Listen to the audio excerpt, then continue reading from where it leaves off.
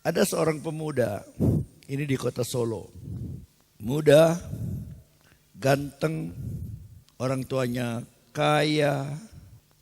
Sebenarnya semuanya udah aman ya kan, dia ganteng, muda, kaya. Apalagi? Tapi dia berpikir gini, aduh hidup ini susah pun. Untuk apa laku hidup? Kalau sebentar lagi kawin, lahir anakku nanti mesti disekolahin. Aduh capek hidup ini. Udahlah, mungkin jalan yang paling baik adalah mati. Padahal sebenarnya nggak ada kesusahannya kan, nggak ada kesusahannya. Hanya dia nggak ngerti hidup ini buat apa gitu. Jadi pikirannya cuma satu, yang paling baik mati. Lalu satu hari dia bawa sepeda motornya di tengah kota Solo. Kota Solo itu kota besar. Dia dengan kencang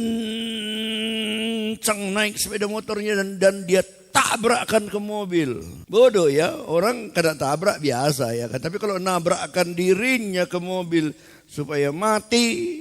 Ada juga orang ada juga orang bunuh diri karena bebannya yang berat kan, ini enggak. Tapi manusia berkehendak, Tuhan yang menentukan. Dan si pemuda ini enggak mati. Hanya patah-patah. Lalu beberapa bulan kemudian melalui operasi dia sembuh kembali, dia pulang ke rumah. Sampai dia di rumah sama lagi, aduh kenapa lah gak mati, aku untuk apa lah aku hidup. Hidup ini kan susah, ngapain aku hidup.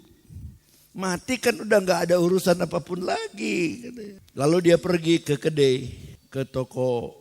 Dia beli soda api. Soda api itu biasa dibeli oleh tukang cat. Untuk apa? Itu kalau air tuh ditaruh soda api itu seperti batu gitu. Itu ditaruh ke dalam, itu mendidih itu air itu.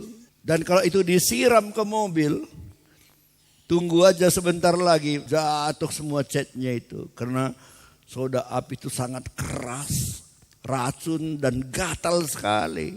Dia pergi ke toko, dicampurnya lah soda api itu di air, diminumnya supaya mati. Udah, namanya pun soda api ya, itu kayak minum api. Udah jerit-jerit, bahasa Belandanya ngurapas. Jerit-jerit dia, pada kamarnya dikunci kan. Aduh, ya karena kayak dibakar dari dalam. Datang saudara-saudaranya sama bapaknya, di terjangnya pintu kamarnya, prang, dilihatnya anak itu, orang muda itu lagi menggelepar-gelepar, cepat-cepat dibawa lari ke rumah sakit. Apa yang terjadi? Tidak mati. Tapi biarpun dia tidak mati, tenggorokannya ini itu sudah membusuk. Karena soda api itu membusuk. Jadi waktu sembuh ini tenggorokannya nggak ada lagi lubang ke dalam. Jadi gimana dia makan? Akhirnya untuk dia makan terpaksalah dilubangin perutnya, taruh selang. Asal lapar taruhlah dari situ makanan, bubur. Asal lapar taruhlah situ bubur.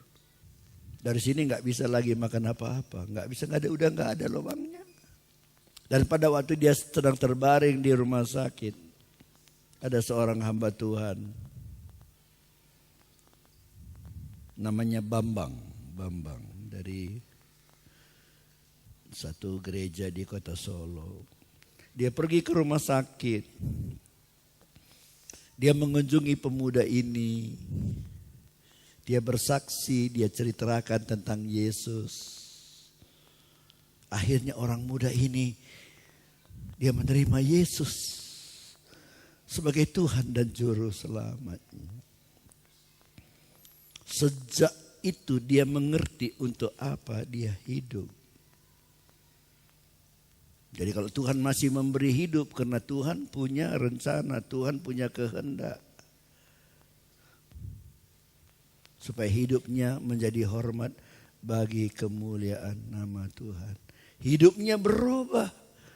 Dari gelisah yang selalu ingin bunuh diri. Kemudian waktu Yesus masuk di hatinya, sejak itu ada ketenangan, ada kedamaian di hatinya.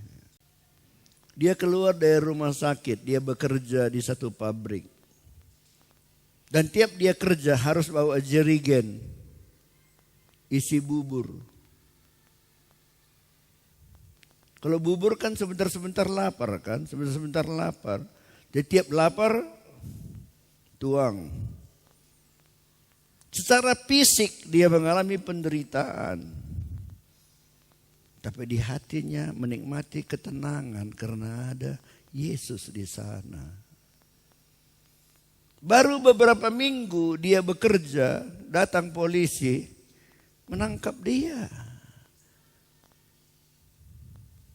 Dia dibawa ke pengadilan, diadili. Kenapa? Karena kesalahan dia menabrakkan diri ke mobil berapa waktu yang lalu.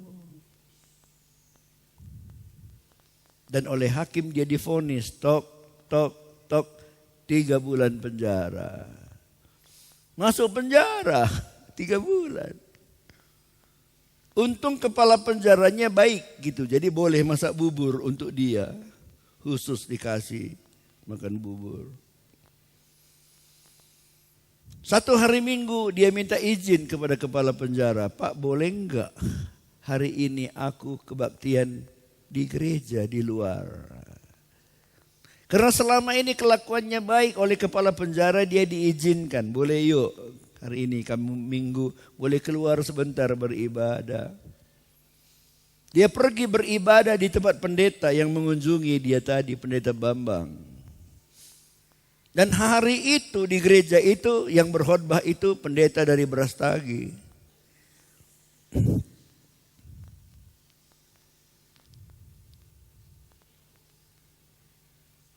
Selesai kebaktian semua orang sudah pulang, dia masih menunggu dan dia menemui saya. Dia menceritakan semua keadaannya.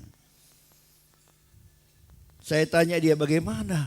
Kalau kamu pengen makan tempe, pengen makan goreng pisang gimana? Aku bilang, iya kan?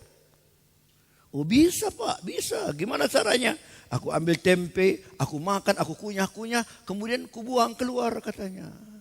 Rasanya aku bisa rasa, tapi nelannya nggak bisa gitu. Jadi kalau aku makan, kalau aku pengen makan goreng pisang juga sama.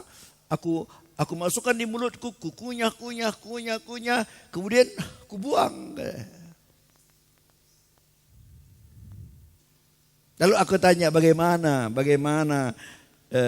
pendapatmu tentang sekarang? Dalam kondisi seperti ini, daripada dulu sebelum engkau mengalami kecelakaan, sebelum engkau sakit, bagaimana keadaanmu, bagaimana komentarmu? Dan dia menjawab, Pak, saya jauh lebih tenang sekarang. Saya jauh lebih suka sekarang. Saya jauh lebih suka cita sekarang daripada dulu. Biarpun dulu sehat, sekarang sakit. Dulu bisa makan apa-apa, sekarang gak bisa makan apa-apa. Mungkin umurku pun tak panjang lagi karena hanya makan bubur saja. Tapi sekarang aku merasa tenang. Apa yang bikin dia tenang?